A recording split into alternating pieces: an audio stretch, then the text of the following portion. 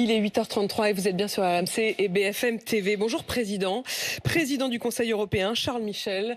Quand je vous dis Président, c'est parce que effectivement vous êtes le Président du Conseil européen qui est à la tête de tous les chefs d'État et de gouvernement qui sont réunis dans les différents pays membres de l'Union européenne. Et beaucoup de décisions que l'on prend ici, finalement, parfois se heurtent aux décisions que vous prenez là-bas, à Bruxelles, et qui, la plupart du temps, ont finalement le dernier mot. On va y revenir sur un certain nombre de points, comme l'asile, comme l'armement, comme la souveraineté énergétique.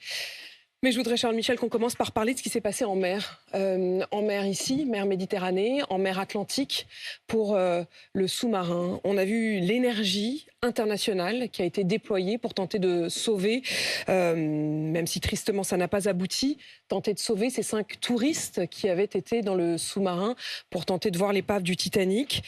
Et dans le même temps, la même semaine, il y a eu 700 migrants qui ont péri à bord d'un bateau en mer Méditerranéenne. Et les secours grecs et italiens se sont renvoyés la responsabilité, ont perdu du temps, n'ont pas été à temps secourir ce bateau. Il n'y a pas de quoi être fier d'être européen quand même, non? Mais c'est certain, c'est que la question de la migration est extrêmement difficile et c'est un drame humain.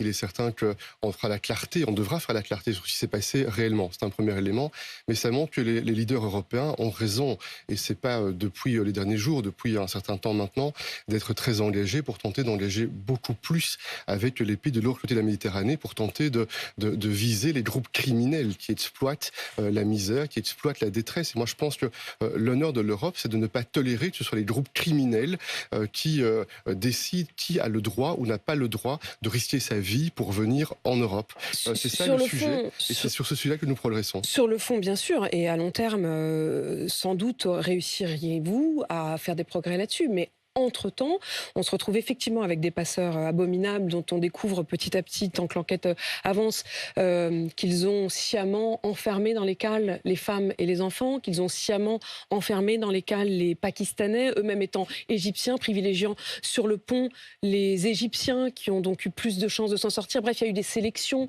il y a eu des mises en danger abominables, sauf que pendant ce temps-là, il y a quand même des bateaux de secours grecs qui n'y ont pas été à temps, qui disaient non mais il va vers l'Italie. C'est chacun pour soi en Europe. C'est pas mon impression. Ce drame s'est passé quelques jours plus tôt. On a enfin trouvé un accord, l'ensemble des gouvernements, sur le pacte migratoire, qui est un pas en avant pour plus de coordination, pour plus de solidarité. C'est pas une œuvre parfaite, bien entendu, mais c'est en tout cas une amélioration tangible par rapport à la situation antérieure. Et puis effectivement, je le répète, on ne doit pas avoir peur de la vérité, on ne doit pas avoir peur de la transparence. Et donc, les enquêtes auront lieu, la clarté devra être faite, mais le problème fondamental de la migration, il est lié au sous-développement, à la pauvreté, au conflit, aux guerres. C'est pour ça que l'Union européenne est une force de paix, est une force de médiation, est une force qui soutient le développement, qui fait en sorte qu'on puisse soutenir les pays qui sont en difficulté. Et en même temps, on doit être très clair. Il faut une migration qui soit régulière, qui soit ordonnée. On ne peut pas accepter que ce soit des groupes criminels. C'est ça la première responsabilité, qui tente de décider qui peut venir en Europe, qui peut risquer sa vie pour venir en Europe. Et puisqu'on est sur ces questions, Charles Michel, vous qui êtes donc le président du Conseil européen, il y a eu cette réunion des ministres des Affaires intérieures qui se sont réunis au Luxembourg le mois dernier pour tenter d'harmoniser la politique d'accueil et la politique d'asile. On en est où et quelles vont être les règles ? Les règles, elles progressent parce qu'il y aura de plus de solidarité, plus de cohérence. Et la volonté, c'est d'essayer d'accélérer aussi les procédures, d'accélérer les décisions. Parce que ce qui se passe régulièrement, c'est que des personnes arrivent chez nous, introduisent une procédure dans l'un ou l'autre des pays de l'espace Schengen. Et puis, il y a beaucoup de temps avant qu'une décision ne soit prise. Et parfois, entre-temps, des personnes s'intègrent, plus ou moins.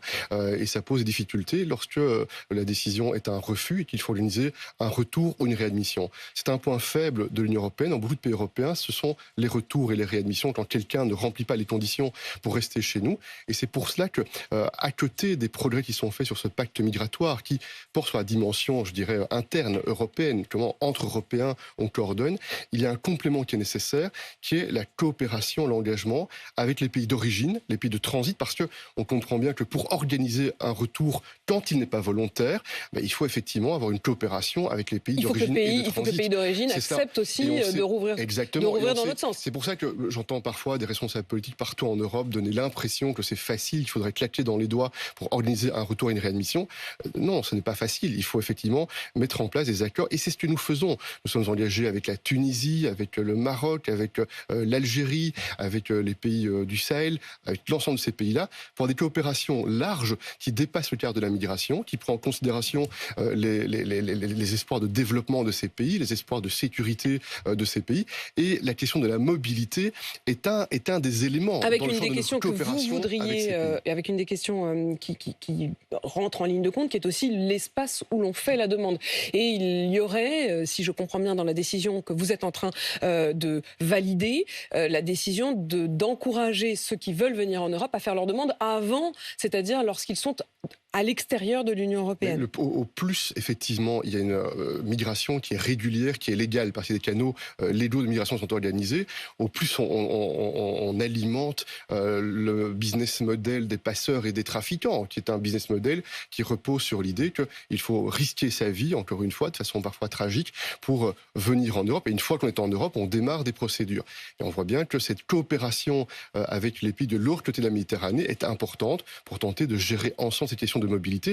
Mais il faut être aussi clair et sincère par rapport à nos opinions européennes. Si on doit être très ferme et très déterminé pour combattre la migration illégale, la migration irrégulière, on doit en même temps ouvrir des canaux de migration régulière et identifier et choisir. J'ai l'impression d'entendre Emmanuel Macron. Vous êtes là-dessus tout à fait sur la même ligne. Mais parce qu'il y a, vous savez, en réalité, une convergence sur ces questions de migration sur le plan européen qui est plus grande que ce que l'on raconte parfois. Y compris avec une Giorgia Meloni ? Eh bien, je pense qu'il y a beaucoup plus de points d'accord que de points de divergence. Je vous donne un exemple. Avec Giorgia Meloni, Emmanuel Macron et d'autres, on travaille beaucoup ces derniers jours pour s'accorder afin de soutenir mieux la Tunisie, parce qu'on a constaté qu'au départ, la Tunisie, ces derniers temps, il y avait beaucoup de départs vers l'Union européenne de manière irrégulière. Et Giorgia Meloni, Emmanuel Macron, moi-même, on considère avec d'autres que l'on doit élargir ce type de programme que nous développons avec la Tunisie pour d'autres pays du Maghreb. La semaine prochaine au Conseil européen, c'est une proposition que je vais faire avec le soutien à la fois de Giorgia Meloni, à la fois d'Emmanuel Macron, c'est qu'on puisse charger la Commission européenne d'identifier avec d'autres pays comment on peut renforcer nos liens de coopération. C'est un et en même temps européen, c'est réussir à bosser et à trouver finalement des points d'accord. Non mais au fond c'est très intéressant, c'est-à-dire que c'est rare de vous avoir face à nous. Honnêtement j'en profite parce que Charles Michel, vous êtes au fond l'homme fort de l'Europe, mais c'est vrai qu'on vous entend peu dans notre quotidien de Français. On a vu une Giorgia Meloni qui a été élue en partie contre l'Union européenne. Comme beaucoup de souverainistes européens, elle a fait aussi de la lutte contre les décisions qui sont menées à Bruxelles un argument de campagne. Puis une fois qu'elle est au pouvoir, au fond, vous-même vous en parlez comme d'une chef d'État parfaitement réglo, avec qui vous arrivez à bosser au quotidien. C'est très contrasté, c'est-à-dire qu'au fond on se dit presque... Pour elle, c'est presque un échec, parce qu'on se dit, elle a dit, je suis contre l'Europe, et puis finalement, elle se dissout dans l'Europe comme tous les autres. Mais pour vous aussi, ça veut dire que vous banalisez en quelque sorte ce discours-là. Après, finalement, on peut bosser avec eux. Je vous laisse votre interprétation de la campagne électorale en Italie. Ce que je peux vous indiquer, en tout cas, c'est que moi, ma responsabilité, c'est effectivement de faire en sorte que les 27 chefs d'État et de gouvernement, qui sont issus de pays différents, avec des traditions différentes, avec des régimes politiques différents, avec des partis politiques différents, puissent travailler ensemble pour qu'il y ait plus de convergence et plus d'unité. Mais ça veut dire que si une Marine Le Pen arrive au pouvoir en France, vous bosserez avec elle comme vous avez bossé avec Giorgia Meloni ? Je voyais venir la question, et permettez-moi d'aller au bout d'un raisonnement quelques instants, et je vous répondrai bien sûr. Mais quelle est la responsabilité ? C'est de faire en sorte qu'on travaille pour éviter le morcellement. Parce que quand on est morcelé, on fragilise non seulement l'Union européenne, on fragilise chacun des États membres. C'est tout à fait clair. Et même ceux qui ont des doutes par rapport au projet européen, qui sont un peu récalcitrants par rapport au projet européen, lorsque l'Europe est morcelée, ils critiquent davantage encore l'Europe. J'ai vu pendant le Covid, certains sont empressés de dire au début de la crise, la santé c'est une compétence nationale. Il n'a pas fallu quelques jours pour qu'ils disent on a besoin de plus d'Europe, et même si les traités ne donnent pas une compétence forte à l'Union européenne en termes de santé, le Covid, la force de la réalité, a amené à ce qu'on a travaillé beaucoup en européen sur la crise du Covid.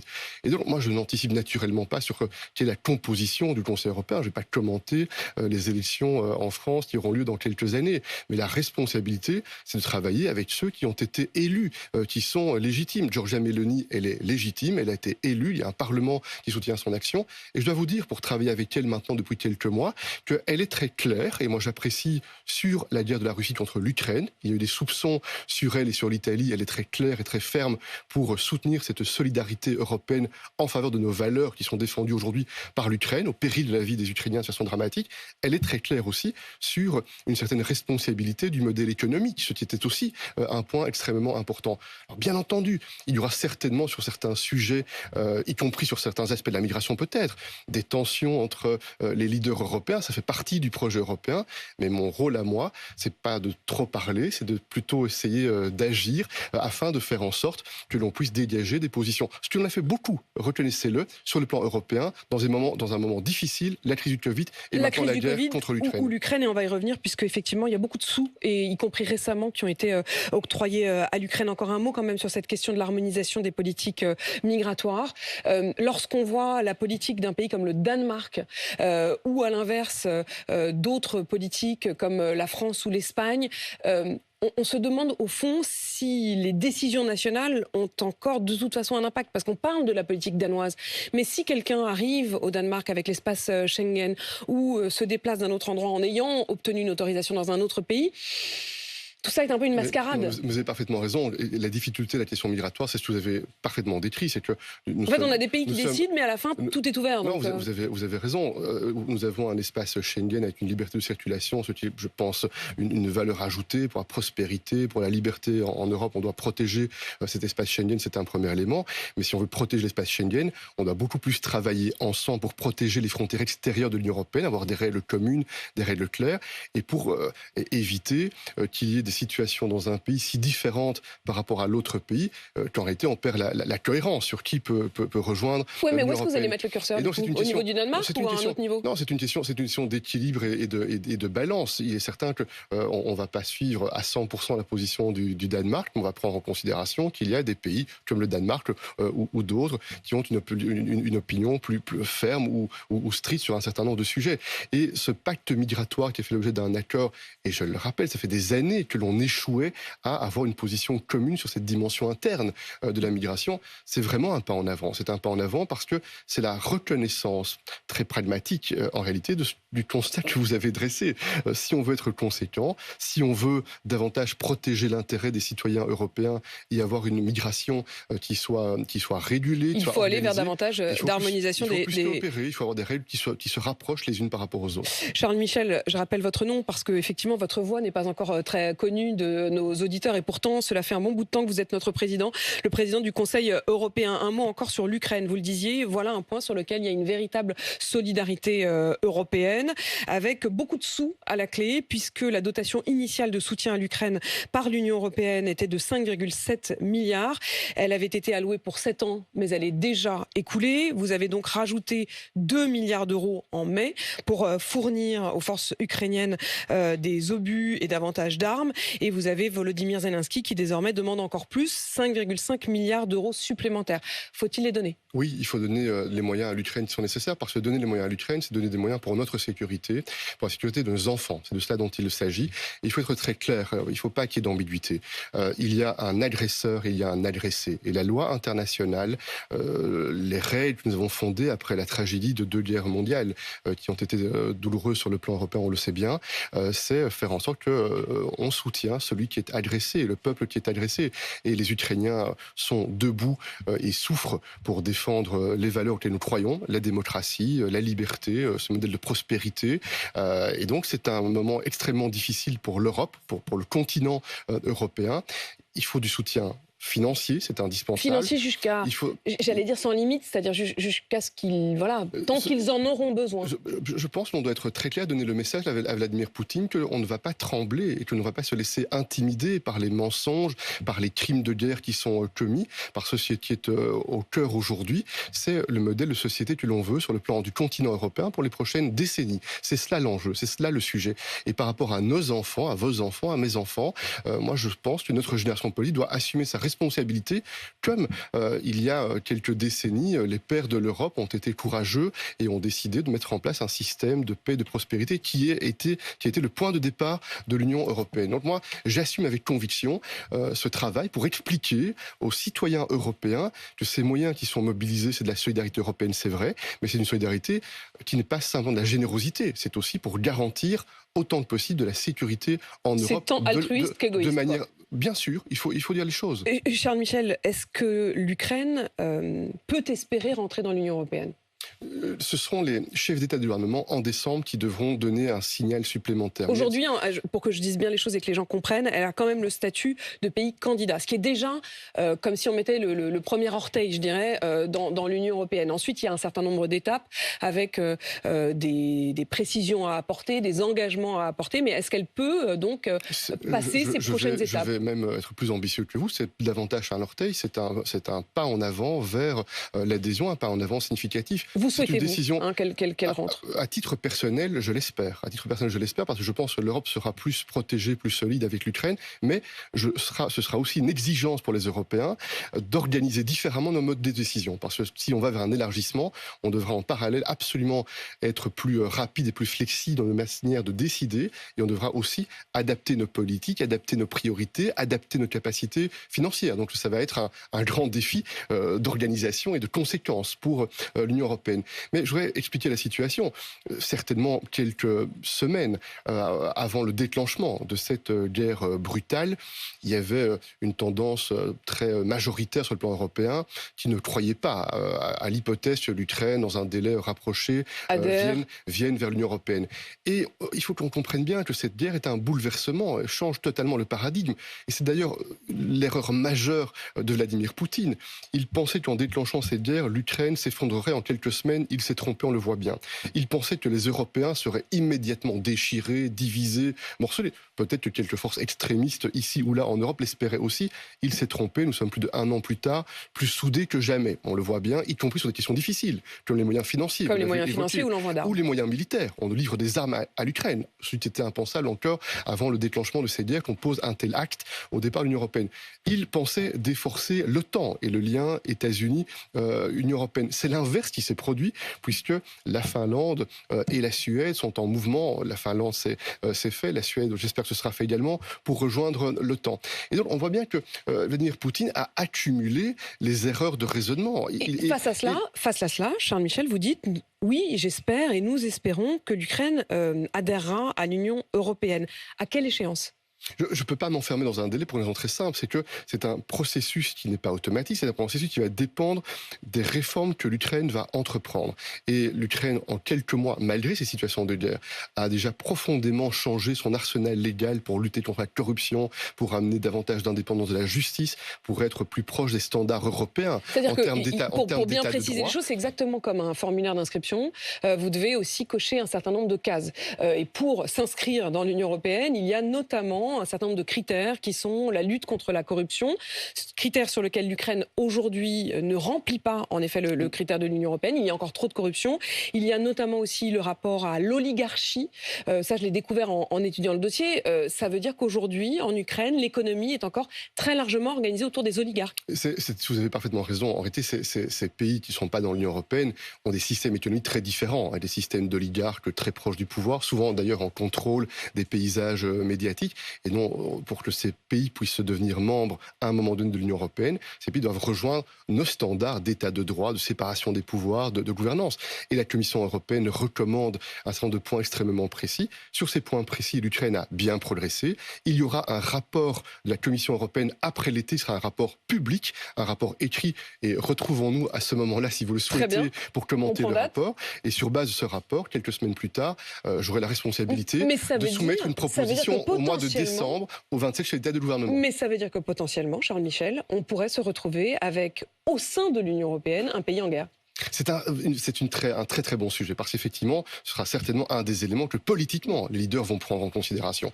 Et on ne peut malheureusement pas anticiper ce sera la situation dans quelques mois, dans un an, dans 2 ans.